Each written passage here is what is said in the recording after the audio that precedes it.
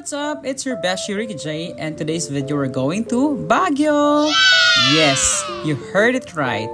Not my first time in Baguio, pero this time is special to dahil birthday ko at kasama ko ang family ko to celebrate my big day. Medyo makulimlim nga ang panahon today at after ilang oras sa biyahe ay nakarating na kami dito sa Benguet Province. Malapit na at excited na makita ulit ang Baguio. Dito nga pala kami dumaan ngayon sa Cannon Road. Maaliwalas at walang masyadong maraming sasakyan dito at buti na nga lang hindi maulan kaya safe naman dumaan dito ngayon. Ang aming first destination, ang Lion Head dito sa Cannon Road.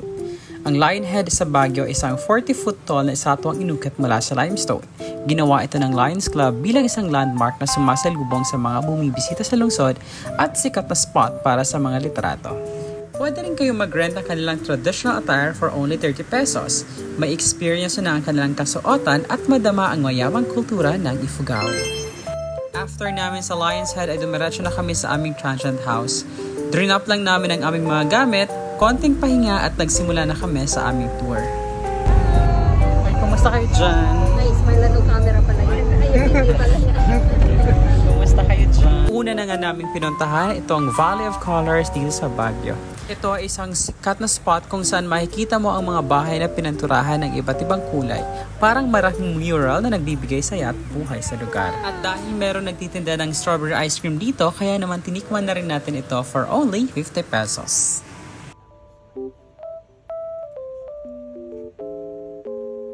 Yummy! Sunod naming pinuntahan itong Bell Church. Ang Bell Church sa Baguio ay isang magandang lugar na puno ng Chinese-inspired architecture at mga colorful na decorations.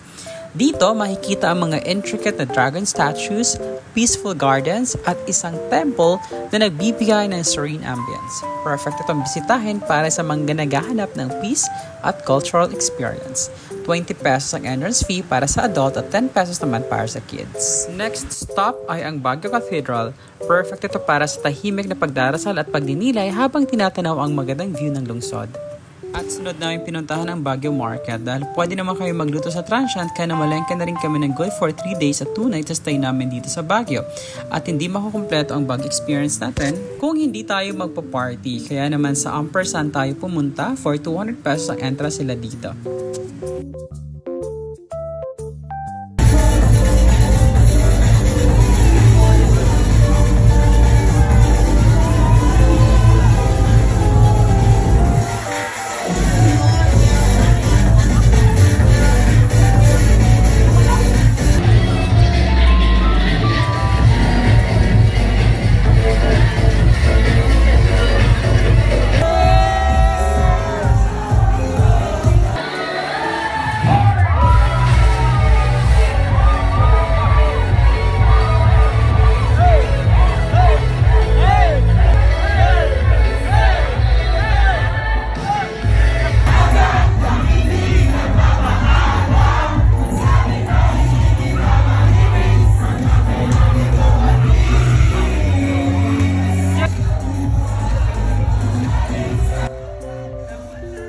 At dahil nalasing ang mga kasama natin kagabi sa party, kaya late na tayo nag-start ng ating tour ngayong araw. Una naming pinuntahan itong Tamawan Village.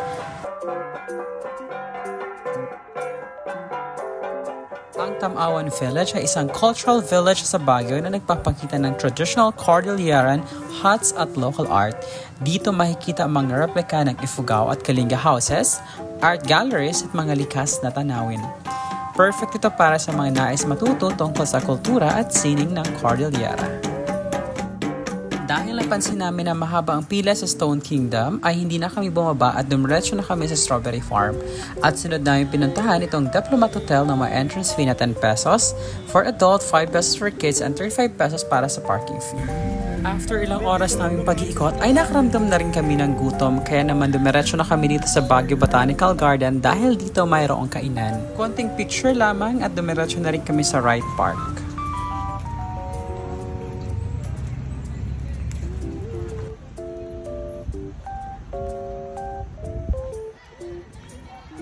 Pagkatapos ay makita ang ganda ng Wright Park ay dumiretso naman kami dito sa Mines View Park mga beshi. Hi guys, Since nandito kami sa Baguio para sa aking birthday celebration ng Shala, di ba? Nasa Baguio talaga para sa birthday celebration. Wow. And, eto, nag-ready na sila ng aming dinner para mamaya. So, ay nag-ready na sila. Konting chikahan natin. Ito si Mother, nagluluto siya ng kanyang... Ano niluluto mo, Mother? Lomo. Baboy. Lomo na baboy. Niluluto niya. Para may sabaw tayo mamayang gabi, mga besyo. O, di ba? Ang Shala naman. May paluto pang lomo. And, gumagawa din sila ng... Ayan, basta yan. Salad and everything. Ayan sila lahat.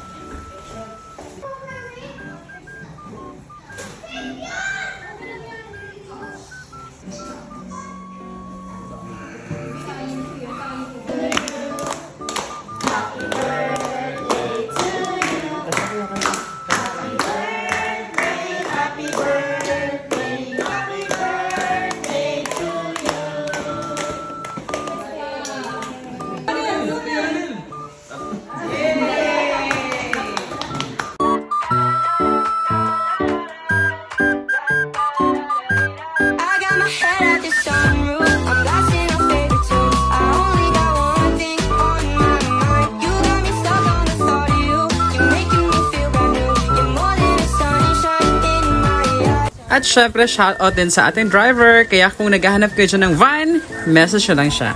Bye!